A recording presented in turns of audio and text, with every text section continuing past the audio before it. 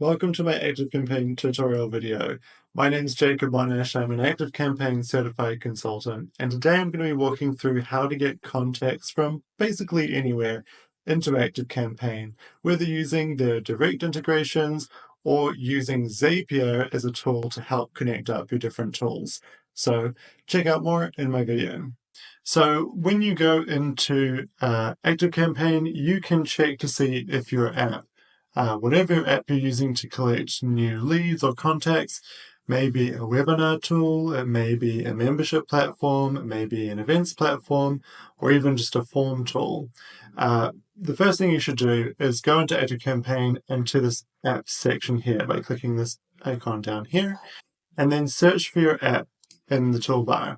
So many apps, especially the more well-known ones, may have direct integrations with ActiveCampaign. So for example, if I want to bring over Eventbrite registrants into my ActiveCampaign so I can follow them up with emails, that already exists. And if it has something like this where you can actually add an account on this page, that's showing that there's some kind of direct integration involved, and so it's a little bit easier to set up.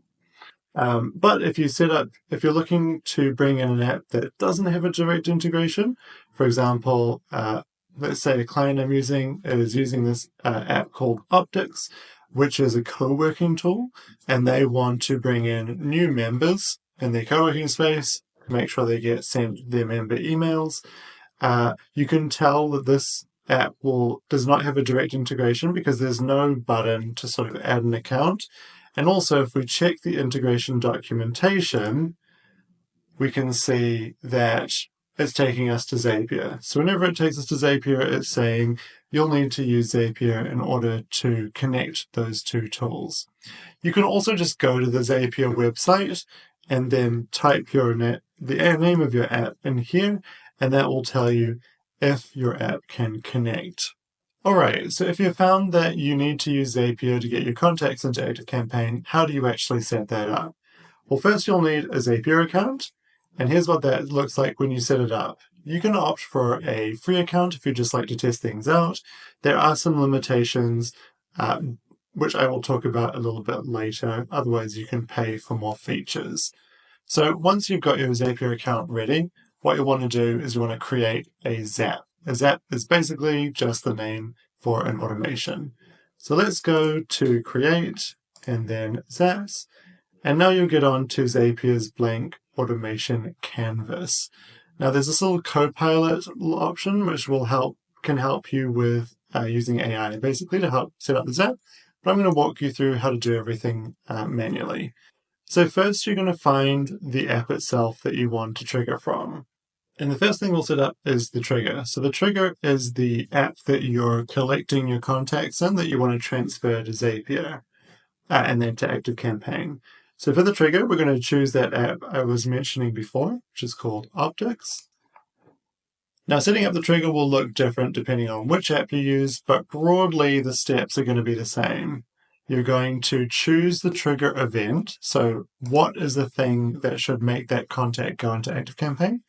And as I mentioned before, in this case, we want it to be when there's a new member. Then we're going to configure the rest of the Zap.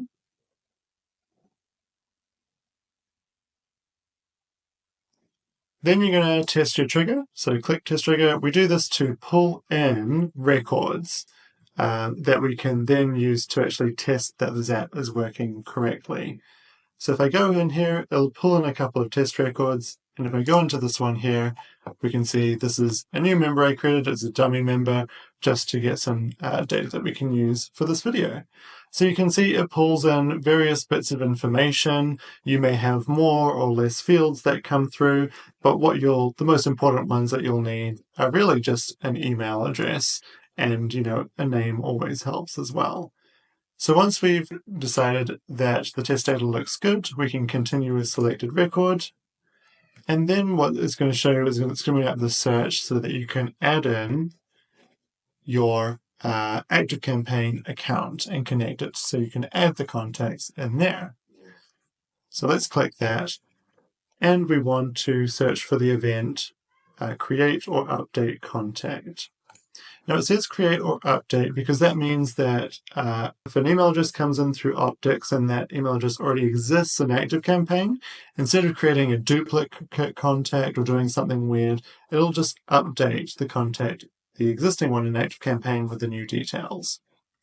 So we're going to need to connect an ActiveCampaign account. So to do that, let's sign in. Okay, so to connect Zapier, you'll see it requires two details. It needs an API URL and an API key. Now it does tell you how to get there, but I'm going to show you as well, just in case. So to get these details, you're going to go to your ActiveCampaign account, and you're going to go to Developer, and then here are the two your access keys here. So you can copy them using these buttons on the right, and then just simply paste them into the pop-up box in Zapier. So let's bring that back up. Here it is. So simply copy and paste, and that will connect you to ActiveCampaign. Okay, so I've submitted my details and I pressed to create the connection. I've skipped past that here in the video, but you can see now in Zapier that my account is now connected. So next up, I'm going to click continue and I'm going to configure. So here is where the magic happens. So the main thing you'll need is the email address. So this is where you'll put in the data that you pulled from your trigger app. In this case, we're using Optics. So see it again. You click into the email address and you press this plus icon. And what that does is it brings in the fields from this trigger step. And you can see the test data alongside it. So here, I'm just going to click that. And you can see now that it's going to, what this automation is going to do is whenever an email address comes through Optics, it's going to map it to this email address field in ActiveCampaign. So we can also bring in the first name and the last name. If the data from your app comes through as full name, then just put it down here as full name, and ActiveCampaign will work out the first name and last name for you. You can also map any other fields you want. You can add tags, for example. In this case, I might want to tag all of these contacts with a tag called Optics New Member. And then also remember that every contact needs to be subscribed to a list in ActiveCampaign in order to receive an email. So at this point, you can choose to subscribe them to one of your lists. And then let's move on to testing. So once we're in the test, we can test this step. And I always recommend this because it's nice to see that everything is working before you set it to live.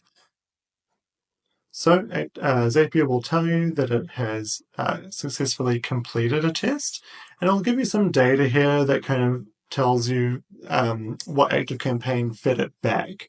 I usually don't look at this really. I make sure that everything has worked in ActiveCampaign. So to do that, go over to your ActiveCampaign account and go to your contacts list.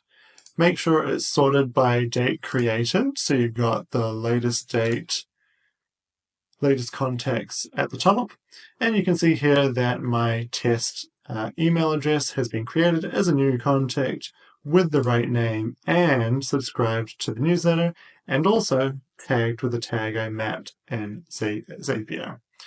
So that's exciting. Now I know that this Zap is working properly. So some considerations.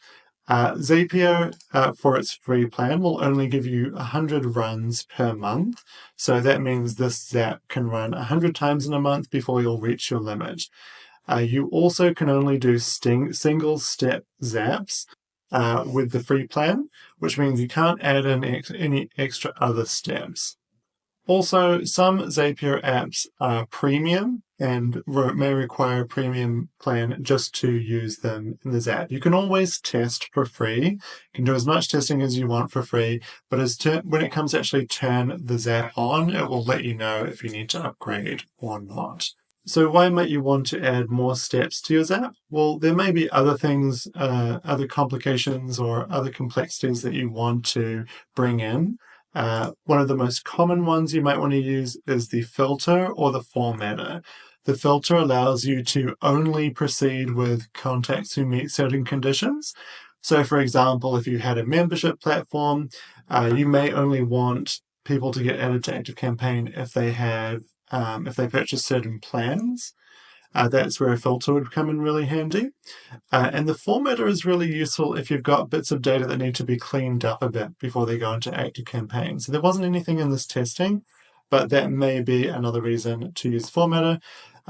Also a good one here is the delay step. So if you don't want them to immediately go into ActiveCampaign for any reason, then you can use that delay step to make the automation wait a little while. And there's all sorts of other things you can do with Zapier as well, but those are sort of the most common when it comes to adding contacts into ActiveCampaign. So let me delete that back out, and you'll know when you're ready to go, you can press publish, and that will have your app going. So let's do that now. You'll probably want to give it a name as well, so you can rename it up here.